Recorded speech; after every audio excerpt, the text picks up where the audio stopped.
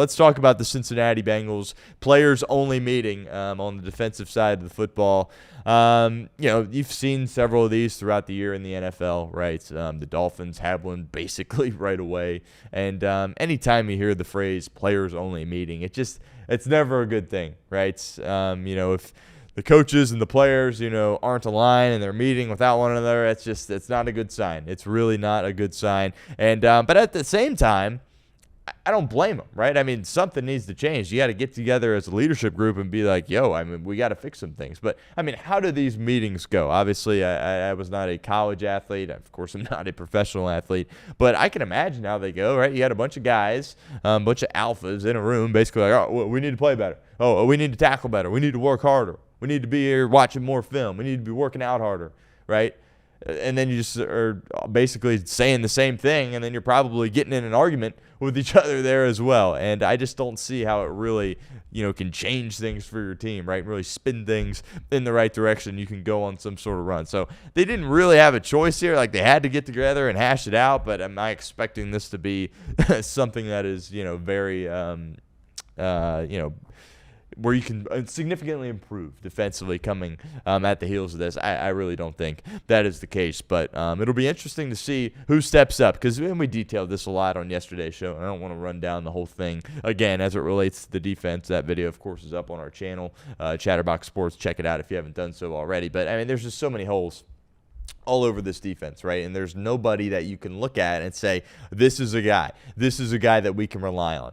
Right, Trey Hendrickson, you thought he was that guy. Well, he's been struggling with some injuries. This is a guy that every single offseason there's some drama. He's requesting a trade. He wants more money. He's ticked off about his contract. And, it's selfish behavior, to be completely honest with you, when you have a guy like Trey Hendrickson doing that. And he's supposed to be one of your leaders of your team. I think you always want, in a perfect world, that your best players are also your leaders, right? And sometimes they get the benefit of the doubt, and they're voted team captains when they're just the best players, or maybe they've been around the longest, but they're not technically your leaders. And I don't know. I'm not in the locker room. I'm not around the team enough. I don't know. Maybe Trey Hendrickson is a great leader, but based on what he does in the offseason and, all the drama that he creates and, holding out, and you can't argue that he isn't selfish, right? He's clearly, based on how he's handled things, he's a selfish player. And, he's a captain of this team. And then you have another guy in Logan Wilson that we all liked. I liked. We're rooting for. Thought this was going to be a great year. He gets benched. Now he's ticked off. He's requesting a trade. Right? So you got two guys that are captains of this defense that are kind of disengaged. To be honest with you, and I get Trey Hendrickson's hurt, and hopefully he can respond and bounce back and get all the sacks and have another great year, because certainly he elevates this defense pretty significantly. But who on that defense can step up? You got tons of guys on rookie deals, and they all appear to be misses here at this point. Jordan Battle's the one guy from, he seems like he could be kind of a vocal guy. Maybe he was, somebody helped lead that players-only meeting. I don't know, all right? But it's got to get better. It's got to get better on defense. And, obviously hindsight is 20/20. But it feels like there were other guys that you could have benched instead of Logan Wilson. Now, I get you had 2 draft picks at linebacker in this year's draft that you wanted to give an opportunity to go out there. But when you look at some of the clips from after the game, and I'm not some film nerd, I don't know the game well enough from an X's and O's standpoint to be one of those film people, but constantly Demetrius Knight Jr. at the wrong spot at the wrong time, not trusting what he's seeing right away, not playing quick enough. Same thing with Barrett Carter, and that's what's leading to missing tackles, being in the wrong spot. Shamar Stewart there as well. There's a couple plays where he's just running in the complete wrong direction of where the ball's going. That obviously can't happen. At the professional level. And that's what happens when you go out there and say, we're going to throw a bunch of kids out there in the NFL and it's going to work and we're going to be better off. Who knows? Maybe they can get better in the future years, but right now it's not good enough and it's not close, and you need to be competent right now. And it was a significant risk to go out there with all that youth, and you're paying the price for it. You're absolutely paying the price for it. Could you have benched somebody else, maybe, a DJ Turner for a guy like McKinley Jackson? Maybe. McKinley Jackson, you took him in the 3rd round, but he can't even dress because you don't trust him to be active on game day. So he appears like he's a swing and a miss too. Chris Jenkins, he showed flashes last year. What has he done for you this year? Jack squat.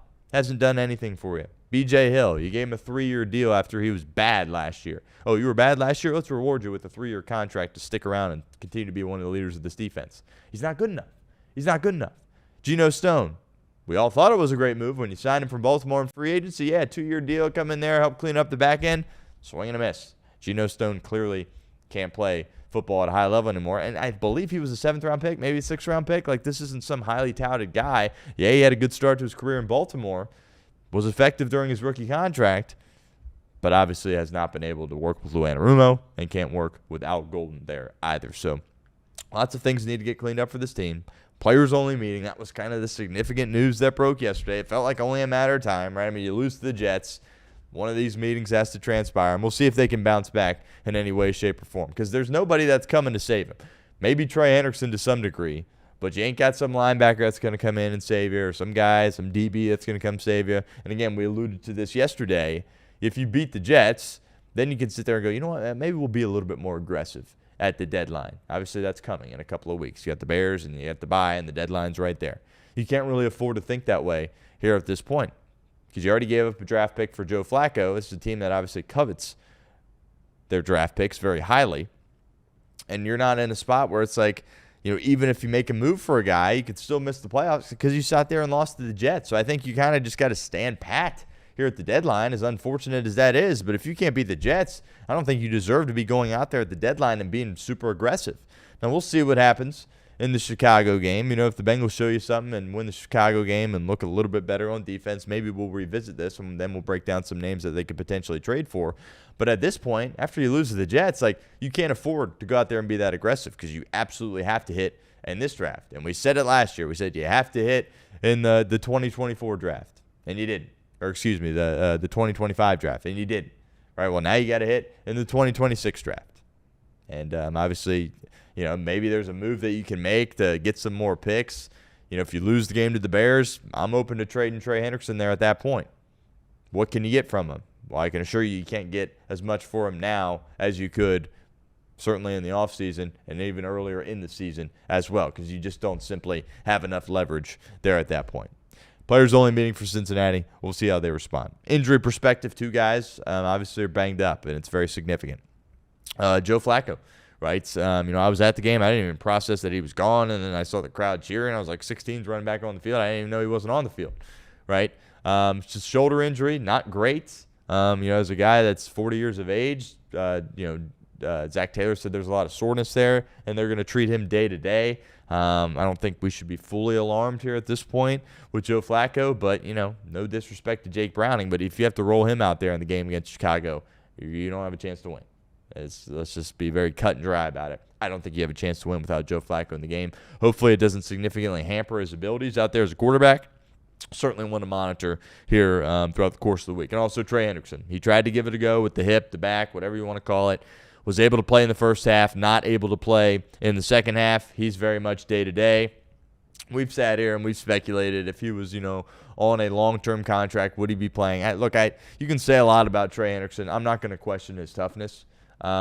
He's played through a lot. This is a guy that's been incredibly available throughout his whole career, especially here in Cincinnati. So say what you want about Trey Hendrickson. I'm not going to sit here and question his toughness. I do believe that, you know, all the stuff he does in the offseason, the things he says, and the way he handles his business, I don't agree with any of that. But when it comes to playing football, he loves it. He's passionate about it. I do think he loves his teammates there as well and is passionate about going out there and trying to put a winning product on the football field. So I think if he was able to go, he would.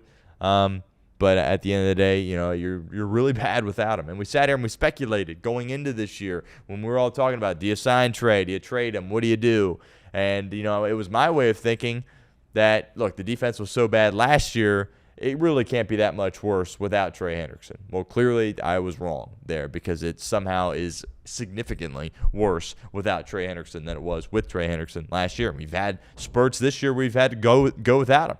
Second half of the Green Bay game, horrid defensively. Couldn't get off the field. Couldn't get a stop. Second half of the Jets game, horrible. Couldn't get off the field. Couldn't get a stop.